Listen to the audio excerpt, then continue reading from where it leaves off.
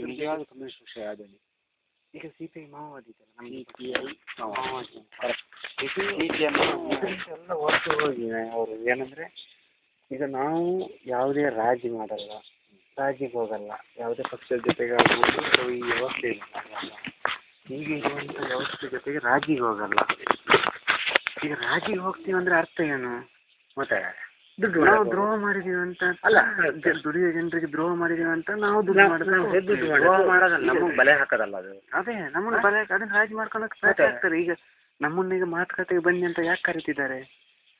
ಸಂಧಾನಕ್ಕೆ ಬಂದು ನಾಳೆ ನಮ್ಗೆ ಈಗ ಲಕ್ಷ ಗಟ್ಟಲೆ ಕೋಟಿ ಗಟ್ಟಲೆ ಕೊಡ್ತೀನಿ ಅಂತ ಹೇಳ್ತಿದ್ದಾರೆ ನಮಗೆ. ಅದ್ರ ನಾವು ಅದಕ್ಕೆ ಒಪ್ಪುದಿಲ್ಲ. ನಾವು ಅಷ್ಟೇ ಆಗ್ಬೋದು.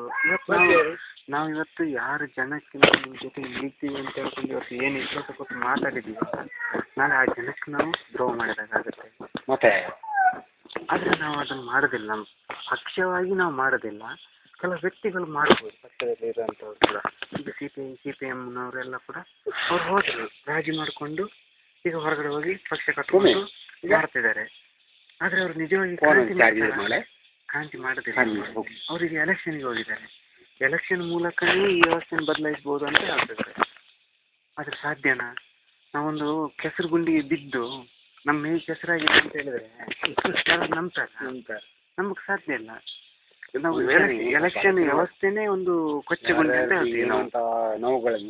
ನಾನು ಹೋಗಿ ಎಲೆಕ್ಷನ್ ನಿಂತು ನಾನು ಮಾಡಿದ್ದೀನಿ ಅಂದರೂ ನಾನು ಜನಕ್ಕೆ ದ್ರೋಹ ಮಾಡ್ತೀನಿ ಅಷ್ಟೇ ಬಿಟ್ಟರೆ ನಾನು ಜನರಿಗೆ ಇವತ್ತು ಏನು ಮಾತಾಡ್ತಿದ್ದೀನೋ ಇದನ್ನು ಮಾಡೋದಕ್ಕಾಗಲ್ಲ. ನನ್ನ ಸ್ವಾರ್ಥ ನಂದನ್ನು ಮಾಡ್ತೀನಿ ಅಲ್ಲಿ ಹೋಗಿ ನಾನು ಎಲೆಕ್ಷನ್ಗೆ ಹೋದರೆ. ಹಾಗಾಗಿ ಎಲೆಕ್ಷನ್ ದಾರಿಯಿಂದ ನಾವು ಬದಲಾಯಿಸಲಿಕ್ಕೆ ಸಾಧ್ಯ ಇಲ್ಲ ಅನ್ನೋದೇ ನಮಗೆ.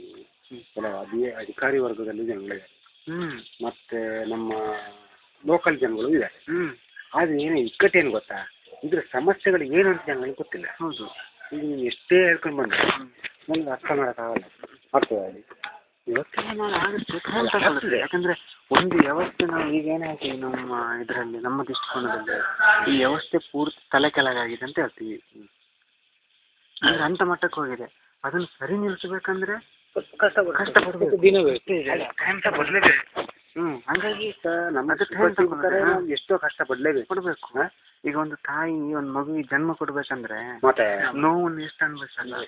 ಆ ನೋವನ್ನು ಅನುಭವಿಸುವಂತ ಆ ತಾಯಿಗೆ ಗೊತ್ತು ಏನು ಗೊತ್ತಾಗಲ್ಲ.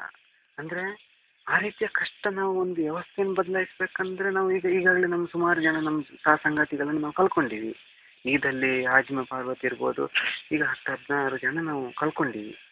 ಹೌದು, ಒಂದು ವ್ಯವಸ್ಥೆಯನ್ನು ಬದಲಾಯಿಸ್ಬೇಕಂದ್ರೆ ಇವತ್ತು ಒಂದನ್ನು ಕಳ್ಕೊಳ್ಳದೆ ಒಂದನ್ನು ಪಡ್ಕೊಳ್ಳೋಕೆ ಸಾಧ್ಯನೇ ಇಲ್ಲ.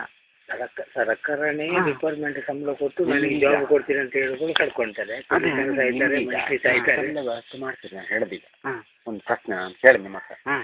ನಿಮ್ಗೆ ಇಷ್ಟೆಲ್ಲ ಕಷ್ಟಪಡ್ತೀರಿ, ನಿಮಗೆ ನೇರವಾಗಿ ಇಷ್ಟು ಖರ್ಚು ವೆಚ್ಚದ ಬಗ್ಗೆ ಮತ್ತೆ ಸಲಕರಣೆ ಎಲ್ಲದ ನಂಗೆ ಗೊತ್ತದು. ಅದಕ್ಕೆ ಯಾರು ನಿಮ್ಮಿಂದನೇ ಮಾಡ್ತೀನಾರ? ಇಲ್ಲ, ಎಲ್ಲ ಜನ ಅಲ್ಲ, ಹಂಗಲ್ಲ, ನಿಮ್ಮ ಮೇಲಿಂದನೇ ಬರ್ಬೋದು.